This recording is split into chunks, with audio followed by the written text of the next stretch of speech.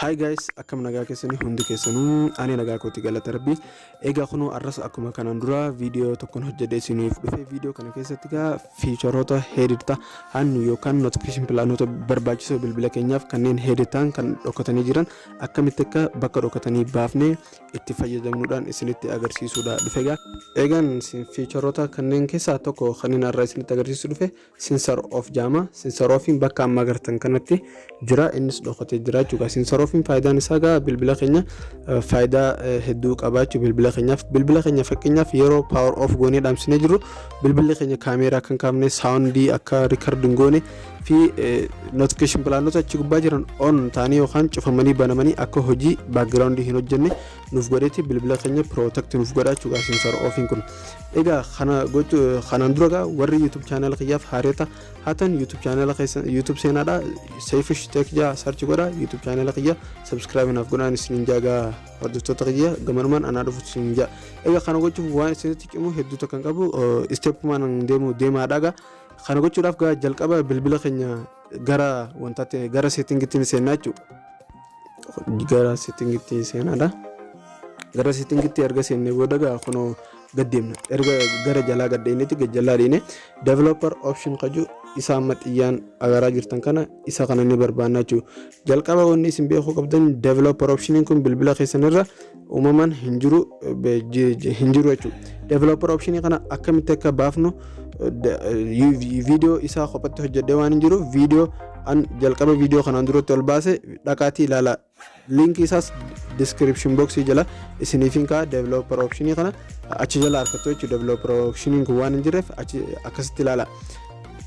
Amma sirran deebi akka hubattaniif jechuudha. Developer option kun bilbila keessanirra waan hin jirre developer option isa jettu kana akkamitti akka baafattan akkamitti akka giree gootan videoon kanaan dura hojjedhee ture linki description box jala isiniifin kaa linki irra gacuqaasaadhaati video daawwadhaati developer option click godha.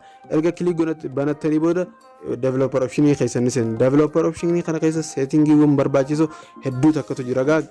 Egaa inni irraa kan isin barbaadu qabdan erga developer option kana seentanii quick settings developer tiles kajuu kana isa amma xiyyaan agaraa jirtan kana ni barbaadan.